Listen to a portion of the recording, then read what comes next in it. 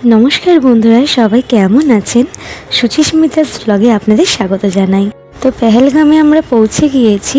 তো চাবি নিয়ে চলে গেলাম রুমের দিকে। তো চলুন আপনাদেরও রুমটা দেখানো যাক।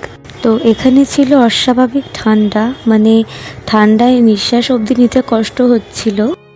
রুমটা যেরকমই হোক না কেন, বাথরুমটা পরিষ্কার হওয়া অবশ্যই দরকার। তো বাথরুমটাও বেশ ভালোই পরিষ্কার ছিল। এখানে অস্বাভাবিক ঠান্ডা হওয়ার কারণে বেড ওয়ার্মারও দেওয়া ছিল। আমাদের রুমটা ছিল দোতলাতে। তো নিচে চলে গিয়েছিলাম বাড়ির বাকি সদস্যদের সঙ্গে দেখা করতে। তো তাদের রুমটা দিয়েছিল নিচে।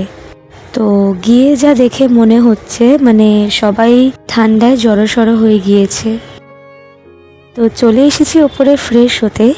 আর আমাদের রুমে উইন্ডোর ঠিক অপোজিটেই বরফ দেখা যাচ্ছে একদম পাহাড়ের চূড়ায়, কিন্তু সেটা অন্ধকারে আপনাদের দেখানো সম্ভব হচ্ছে না। তো সেটা আমি আপনাদের কাল সকালে দেখাবো। তো চলে এসেছি নিচে সবার কাছে। মানে এতটাই ঠান্ডা লাগছে, ব্ল্যাঙ্কেট থেকে বেরোতে আর ইচ্ছে করছে না। আর একজন ঠান্ডার চোটে ব্ল্যাঙ্কেট থেকে উঠতেই পারছে না, আর খাবেও না বলছে। ওই জন্য ব্ল্যাঙ্কেট থেকে তুলে জোর করিয়ে মানে খাওয়ানোর চেষ্টা চলছে আর কি। তো গুড নাইট সবাইকে, গুড মর্নিং সবাইকে। তো চলুন বাইরের ভিউটা আপনাদের দেখানো যাক। আপনাদের বলে বোঝাতে পারবো না অ্যাকচুয়ালি এখানে ঠিক কতটা ঠান্ডা। কারণ আমরা এখন যে জায়গাটাতে আছি পেহেলগামের, সেখান থেকে আর মিনিট 15-20 হাঁটলেই আমরা বরফ দেখতে পাবো। তো অ্যাকচুয়ালি আমার মনে হয় সেই জন্য এখানে এতটাই ঠান্ডা। তো নিচে সবাই চলে গিয়েছে চা খেতে, আর এখানে একজন কাশ্মীরি শাল বিক্রি করছেন। তো চলে যাচ্ছি ঘোড়ার কাছে। তো এখান থেকে আমরা যে যে স্পটে ঘুরবো সবটাই ঘোড়ায় চড়ে ঘোরা হবে। তো দেখেই বুঝতে পারছেন ঠান্ডায় অবস্থা প্রচণ্ড খারাপ, মানে হাঁটতে অবধি পাচ্ছি না ঠিকঠাক। তো ফার্স্ট টাইম ঘোড়ায় রাইড, প্রচণ্ড পরিমাণে ভয় লাগছে, খালি মনে হচ্ছে পড়ে যাব।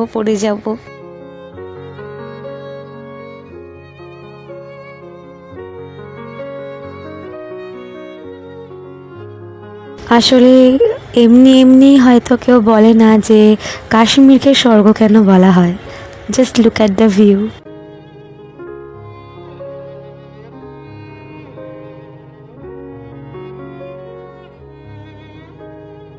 বেচারাটা আমাকে নিয়ে হাঁপিয়ে গেছে, তাই জল খেয়ে নিচ্ছে।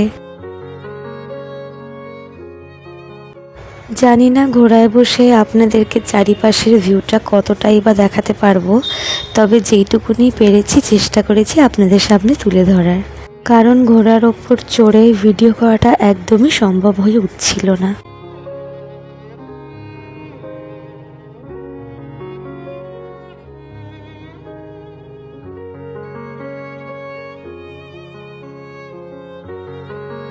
তো বাড়ির বাকি মেম্বারসদের সঙ্গেও দেখা হয়ে গিয়েছিল।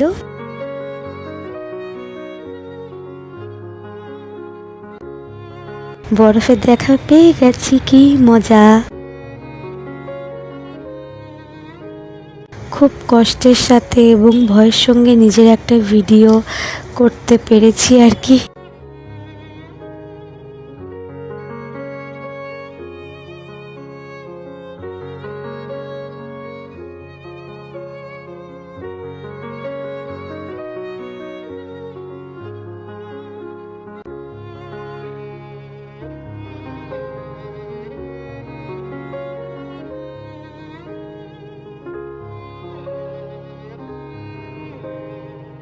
কিভাবে বরফের মধ্যে হেঁটে চলে যাচ্ছে দেখুন। এদের কি ঠান্ডা কি আসলেই লাগে না? এই ঘোড়াগুলোর কথা ভাবলে আমার অবাকও লাগছে, খারাপও লাগছে। অবাক লাগছে একটাই কারণে, যে এই ধরনের রাস্তা দিয়ে এরা নিজেরাই ঠিকঠাকভাবে যেতে পারছে না, কিন্তু এরা দায়িত্ব নিয়ে আমাদেরকে ঠিক নিয়ে যাচ্ছে।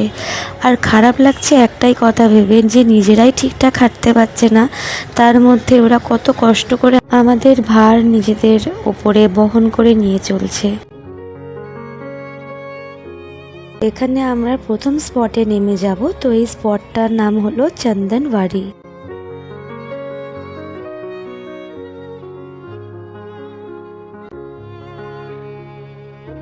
কাশ্মীরে ঘুরতে আসার পরেই ফার্স্ট আমরা বরফের দেখা পেলাম, খুব মজা হচ্ছিল।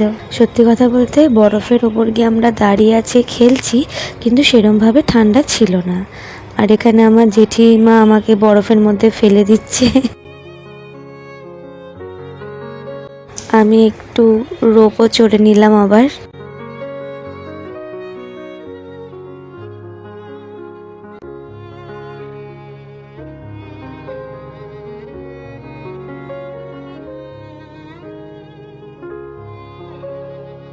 আমরা আবার ঘোড়ায় চেপে দ্বিতীয় স্পটে চলে এলাম। এই জায়গাটির নাম হচ্ছে মিনি সুইজারল্যান্ড।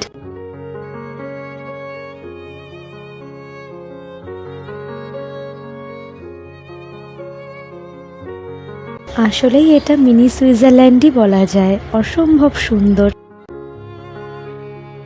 তো আমরা ওখানে গিয়ে বুমড়ো বুমড়ো কস্টিউম পরে নিয়েছিলাম, তো আমরাও সকলে কিছুক্ষণের জন্য কাশ্মীরের বাসিন্দা হয়ে গিয়েছিলাম।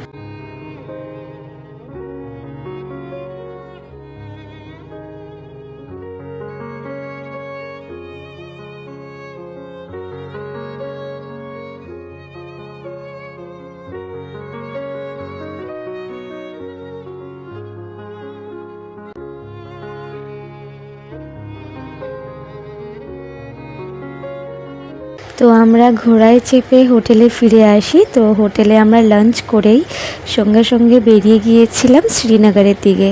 তো শ্রীনগরে ডাল লেক আছে, তো আমরা ডাল লেকের সামনেই বাকি যে 4-5 দিন আমরা স্টে করব, তো সেটা আমরা ওখানেই স্টে করব। শ্রীনগরে পৌঁছে যাওয়ার পর আমরা কোথায় স্টে করব এবং ওখানে গিয়ে কোন কোন স্পটে ঘুরতে যাব সেটি আমি আপনাদেরকে নেক্সট ব্লগে দেখাবো। তো চলে এসেছি আমরা ডাল লেকে।